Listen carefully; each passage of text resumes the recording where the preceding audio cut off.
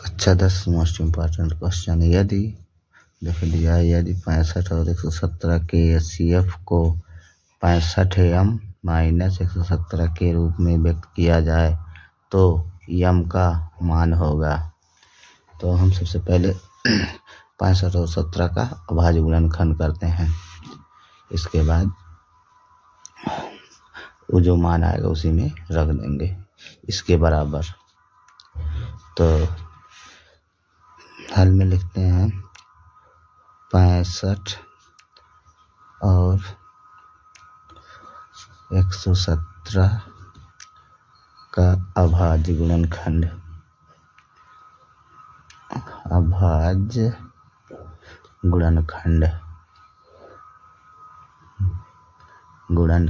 तो हमारा 65 का अभाज्य गुणनखंड होगा 5 × 13 और 117 का अभाज्य गुणनखंड होगा 17 का अभाज्य गुणनखंड होगा 3 × 3 × 3 त्रिका 9, 13 9 में 117। तो हम HCF निकालते हैं 65 और 117 का।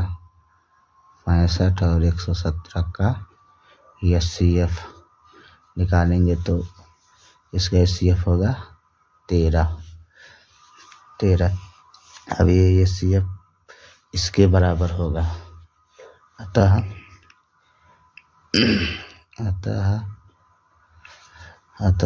65m माइनस 117 बराबर किसके 13 के होगा। तो अब हम यहाँ से m का मान निकाल लेते हैं। तो होगा 65m, अब 117 उधर जाएगा, इधर माइनस उधर जाके प्लस हो जाएगा। तो 13 + 117 फिर 65m बराबर जोड़ेंगे 7 3 10 के 0, 7 3 10 के 0, 2 1 1 2 1 3 और 1 1। तो अब यहाँ से हम m का मान निकालते हैं। तो m बराबर 130/65, 130/65। तो ये काटेंगे 65 दूना 130, 65 1 65, 65 दूना 130। तो हमारा m का मान आया 2। यही हमारा आंसर है। पहला क्वेश्चन दिया है, यदि P और Q दो धनात्मक पूर्णांक इस प्रकार हैं कि P बराबर AB² और Q बराबर A³ जबकि A और B अभाज्य संख्याएं हैं, तब LCM P और Q तथा HCF P और Q का होगा। तो हम सबसे पहले दिया है उसे लिख लेते हैं। हल में जो दिया है पहले उसे लिख लेते हैं। दिया है हमारा दिया है P बराबर AB² और Q बराबर दिया है A³ तब बोला है जबकि A व B अभाज्य संख्याएं हैं। तो हम P और Q का अभाज्य गुणनखंड करते हैं। तो P और Q का अभाज्य गुणनखंड, अभाज्य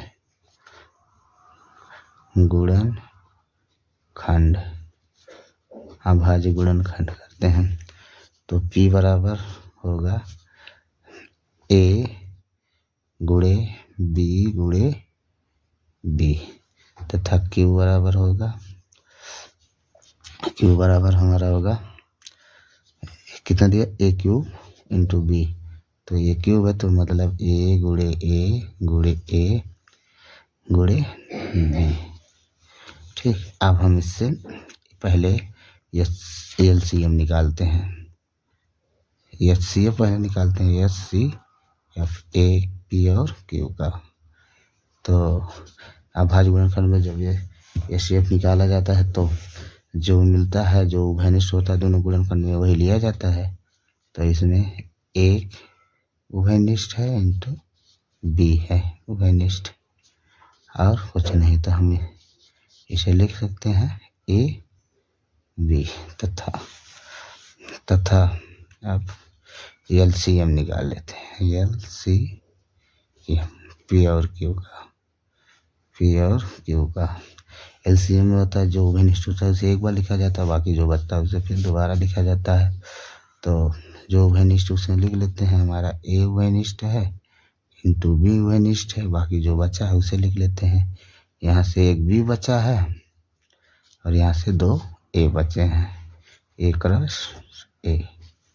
ठीक, हम इसे और थोड़ा सही से लिख लेते हैं। तो ए गुणे ए फिर गुणे बी।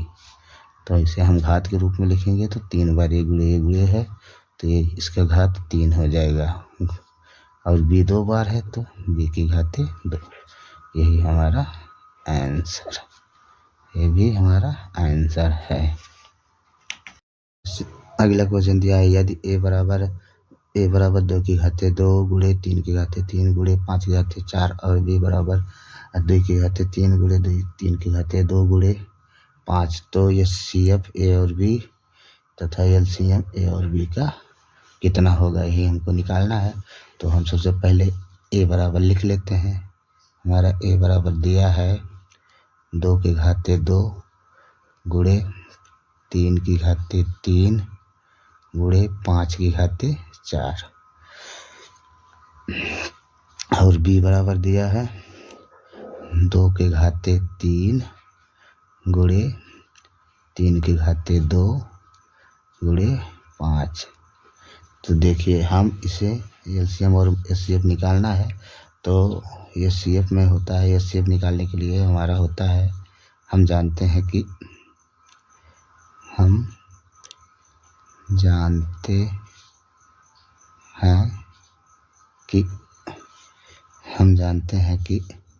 एचसीएफ के लिए सबसे छोटी घात लेते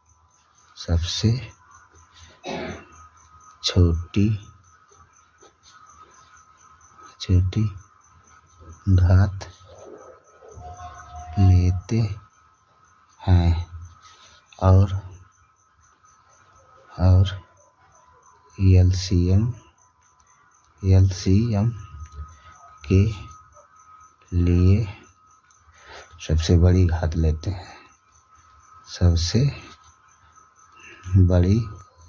घात लेते हैं,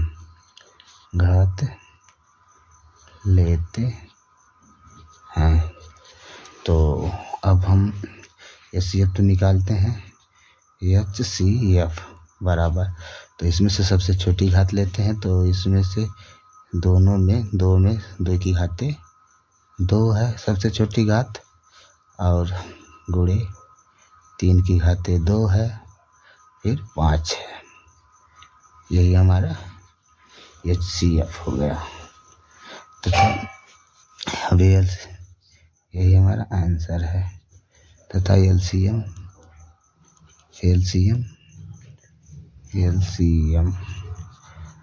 लेते हैं। एलसीएम में क्या है, सबसे बड़ी घात लेते हैं। तो इन दोनों में जो सबसे बड़ी घात है इसी को लिया जाएगा। तो इसमें सबसे बड़ी घात 2 की घातें 3 है, गुणा 3 की घात सबसे ज़्यादा है 3 गुणे 5 की घात है, इन दोनों में 5 की घातें 4 सबसे बड़ी है। तो ये हमारा आंसर हो गया। ठीक, देखिए अगला क्वेश्चन दिया, संख्या 144 के अभाज्य गुणनखंडों में अभाज्य गुणनखंडों की घातों का योग कितना होगा। तो हम सबसे पहले 144 का अभाज्य गुणनखंड करते हैं। तो 144 का अभाज्य गुणनखंड करते हैं। अभाज्य संख्या सबको पता है, वो होती है जो एक और स्वयं से कटे, वही अभाज्य संख्या होती है। तथा भाज्य जो एक स्वयं और किसी और संख्या से कटे वो भाज्य संख्याएं होती हैं। तो अभाज्य संख्या से हम करते हैं तो 2 सत्ते 14, 2 दूनी 4, फिर काटते हैं 2 से, 3 दूनी 6, यहाँ 12 हुआ, 6 दूनी 12, फिर 2 से करते हैं, 2 एकन्नन 2, ये हो गया 16, 8 दूनी 16, फिर 2 से करते हैं, 2 नवा 18, फिर अब 2 से जाएगा नहीं, 3 से करते हैं, 3 त्रिका 9, फिर 3 से करते हैं, 3 एक्का 3। तो अब हम इसका अभाज्य गुणनखंड, तो हम इसे इस तरह लिख सकते हैं, 2 गुणे 2 गुणे 2 गुणे 2 गुणे 3 गुणे 3, बस 1 2 3 4, तो 1 3 4, ठीक है। तब इसका हम घात लिखते हैं, तो ये हो जाएगा 2 की घाते 4 गुणे 3 की घाते 2। अब हमारा 2 की घाते 4 गुणे 3 की घाते, तो अब घातों का योग, घातों का योग, तो घातों का योग है, इस 2 की घाते है 4 प्लस 2 बराबर 6, यही हमारा आंसर। ठीक, वीडियो समझ में ना आए तो फिर एक बार दोबारा देखें, वीडियो को लाइक और सब्सक्राइब जरूर करें, शेयर भी कर दीजिए। तो देखिए अब अगला क्वेश्चन दिया है HCF 252 और 594 का 18, तो ज्ञात कीजिए LCM 252 और 594 का। तो हम हल करते हैं, तो सबसे पहले जो दिया है उसे लिख लेते हैं, हमारा दिया है HCF 252 और 594 का कितना 18 दिया है। ठीक है, हमको निकालना क्या है, LCM 252 और 594 का, ये हमको इसका मान निकालना है। तो हम जानते हैं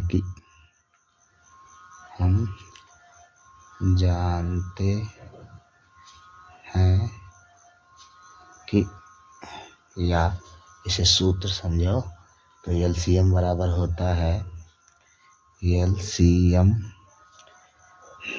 बराबर होता है हमारा दो संख्याओं का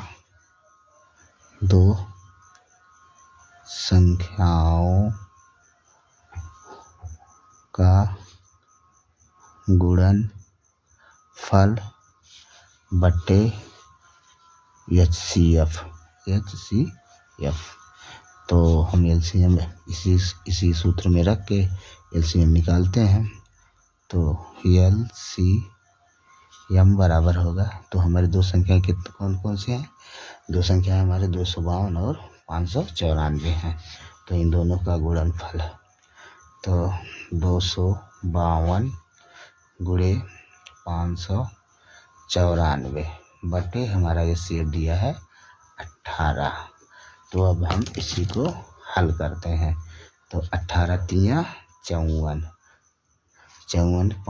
5 बचा, फिर इधर है 18 तिया 54, 18 के 18 तिया 54, हमारा LCM बराबर आया 252 गुणा में 33, तो हमारा हो गया 3 दूनी 6, 3 पचे 15, 3 दूनी 6 1 7, 3 दूनी 6, 3 पचे 15, 3 दूनी 6 1 7, इसी को हम जोड़ लेते हैं, तो 6 6 5 11 के 1, 7 5 12 1 13 के 3, 7 1 8, ये हमारा गुणा है।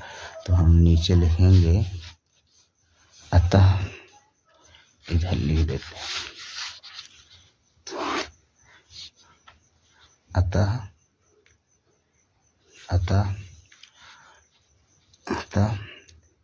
LCM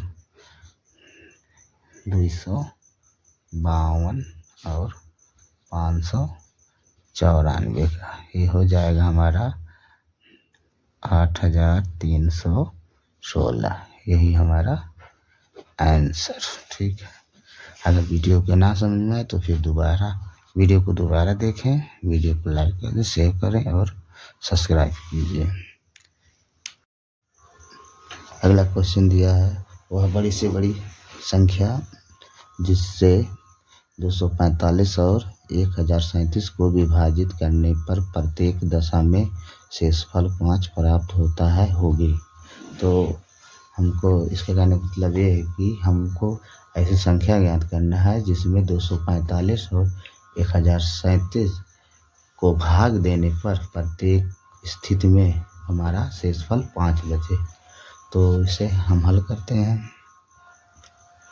हल में तो हम सबसे पहले जब इस प्रकार का क्वेश्चन रहता है तो सबसे पहले हम इन दोनों को में से 245 और 1037 में से 5 को घटा देते हैं। तो घटाते हैं 245 माइनस 5 घटेगा, हो जाएगा 240 और यही बगल में घटा देते हैं 1037 माइनस 5, तो ये हमारा हो जाएगा 1032। अब हम 240 और 1032 का अभाज्य गुणनखंड कर लेते हैं। तो 240 का अभाज्य गुणनखंड करते हैं।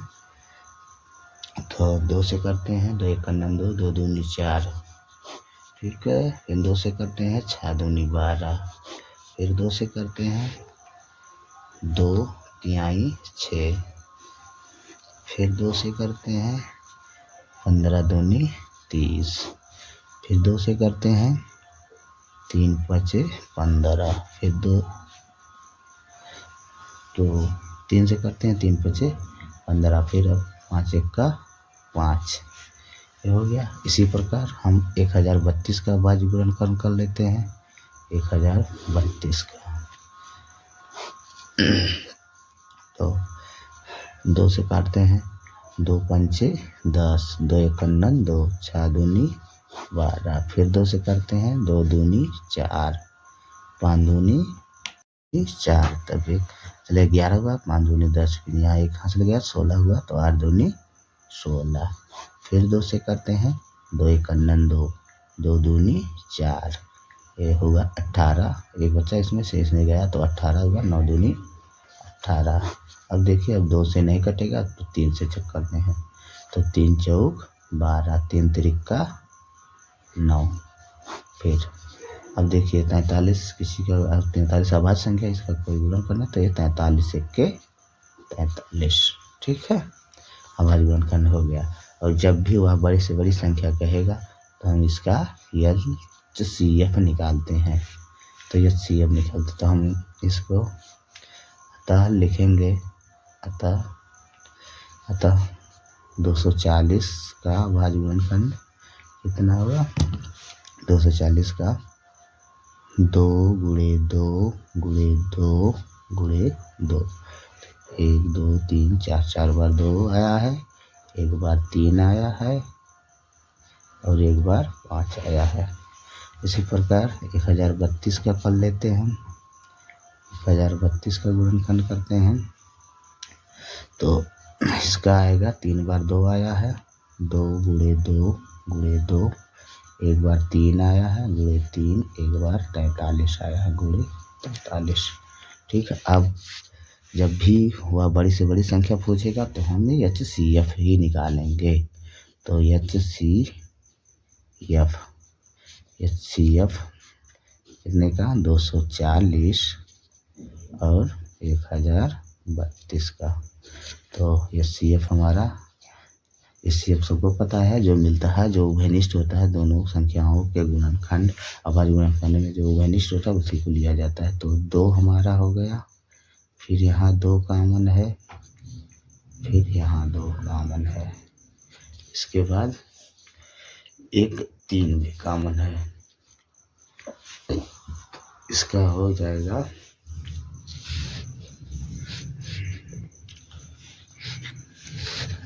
इसका हो जाएगा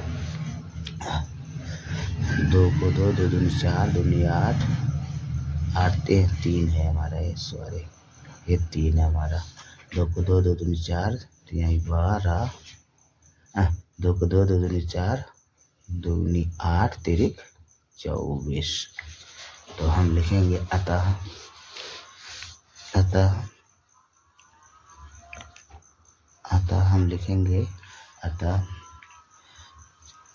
24 से 245 और 1037 को भाग देने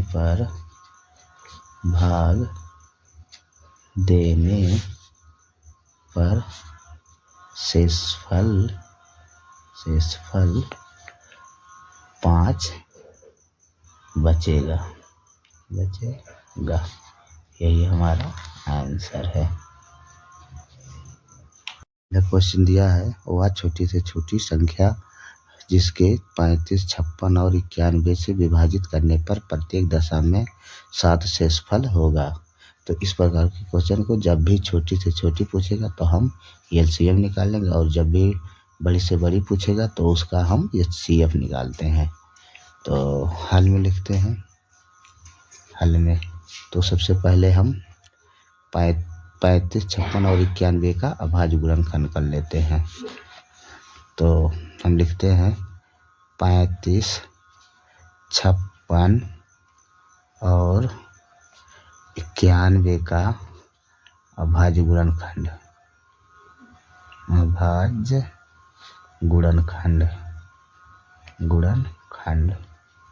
ठीक।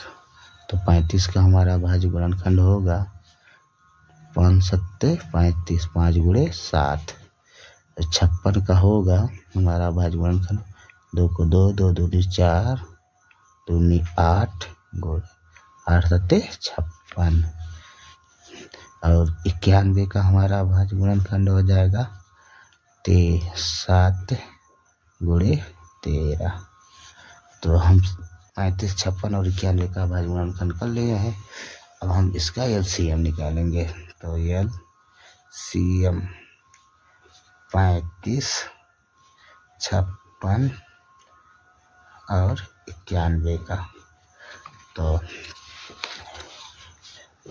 एलसीएम सबको पता होगा।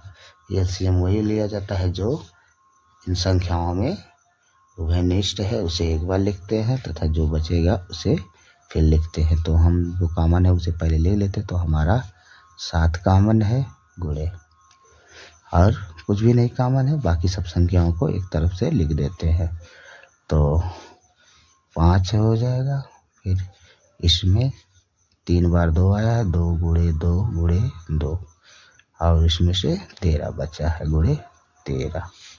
तो हम इसका गुणनखंड जब इसको हम गुणा करेंगे तो ये हमारा हो जाएगा, हम इसका गुणा करेंगे तो ये हमारा हो जाएगा 3640 आएगा। ठीक है।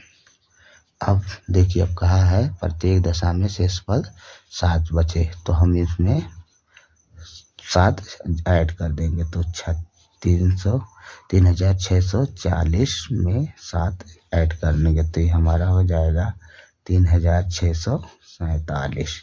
यही हमारा आंसर है। ठीक है। अगर वीडियो को ना समझ में आया हो तो फिर दोबारा इसे देखें, एक बार दोबारा देखें। देखिए अगला दिया है, निम्न में से कौन सा अभाज्य संख्याओं का युग्म है। तो हम इस अभाज्य के लिए हम इन संख्याओं का अभाज्य गुणनखंड करेंगे, और जिस संख्या का एचसीएफ 1 होगा वही अभाज्य संख्याएं होंगे। तो सबसे पहले हम हल में 14 और 35 का अभाज्य गुणनखंड करते हैं। तो 14 का करते हैं अभाज्य गुणनखंड, तो ये हो जाएगा 14 का अभाज्य गुणनखंड कर रहे हैं। तो 2 सत्ते 14, 7 एके 7, और 35 का इसी प्रकार कर लेते हैं। तो 35 का करेंगे, 35 का करते हैं 5, 5 सत्ते 35, 7 एके 7। ठीक है। तो अब 14 और 35 का HCF अगर हम निकालेंगे तो HCF 14 35 का, तो इसका HCF हमारा 7 है, तो हमारा एक नहीं आया। अतः हम लिखेंगे अतः 14 और 35 सअभाज्य संख्याएं नहीं हैं, सअभाज्य संख्याएं नहीं हैं, सअभाज्य संख्या नहीं है। इसी प्रकार हम बी वाला करते हैं। 18 और 25 का, तो इसे हम डायरेक्ट भी कर सकते हैं। तो 18 का अभाज्य गुणनखंड होगा 2 गुणे 3 गुणे 3, 3 दूनी 6 तिरिक 18, और 25 का अभाज्य गुणनखंड करते हैं तो इसका होगा 5 गुणे 5। तो अब इन दोनों का HCF निकालते हैं, तो हमारा HCF होगा, इसमें से कुछ नहीं मिल रहा है तो इसका HCF 1 है। तो अतः हम लिखेंगे अतः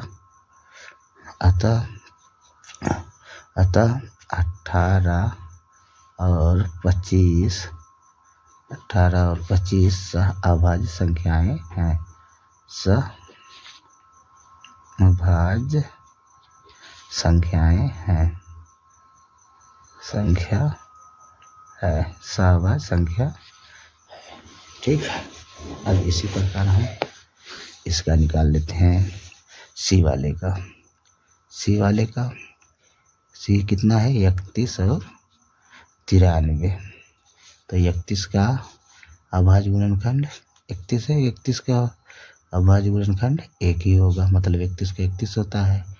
तो देखिए 31 के 31 और 93 कहीं कर लेते हैं, तो ये 3 से कटेगा, 3 से 3 तिरिक का 9, 3 1 का 3, फिर 31 1 के 31।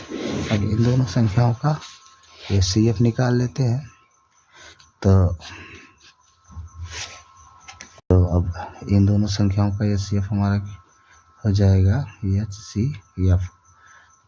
इन दोनों संख्याओं का 31 और 93 का HCF। देखिए इन दोनों में 31 उभयनिष्ठ है, तो इसका HCF 1 नहीं आया। अतः 31 और 93 सअभाज्य नहीं है, सअभाज्य नहीं है। इसी प्रकार अब हम इधर डी का कर लेते हैं। डी का करते हैं। डी वाला दिया हमारा कितना? 32 और 64। तो 32 का हम 32 और 64, तो हम 32 का अभाज्य गुणनखंड करते हैं। तो 2 गुणे 2, 2 दूनी 4, दूना 8, दूना 16, दूना 32। इस प्रकार 64 का अभाज्य गुणनखंड होता है। 2 को 2, 2 दूनी 4, 2 4 दूनी 8, दूनी 16, दूनी 32, दूना 64। तो अब इन दोनों का HCF निकालते हैं। अगर HCF हमारा 1 आया तो ये सअभाज्य है, नहीं तो नहीं है। ठीक है, तो अब इन दोनों में देखिए हमारा 1 2 2 3 4 5 तो मिल रहा है, अर्थात 2 की घाते 5 मिल रहे हैं, तो ये सअभाज्य नहीं है। तो हम लिखेंगे अतः 32 और 64 सअभाज्य संख्याएं नहीं है, अभाज्य संख्या नहीं है। ठीक, ये आंसर हो गया। तो हमारा साफ का क्वेश्चन पूछा था, क्वेश्चन हमारा पूछा निम्नलिखित में से कौन सी संख्याएं सहभाज्य है। तो इसमें इन चारों में सबका एचसीएफ कुछ ना कुछ है, लेकिन बी वाले का एचसीएफ एक आया, तो यही हमारा आंसर है। ठीक है, वीडियो को नहीं समझ में तो फिर दोबारा देखें। वीडियो को लाइक शेयर और कमेंट करिए।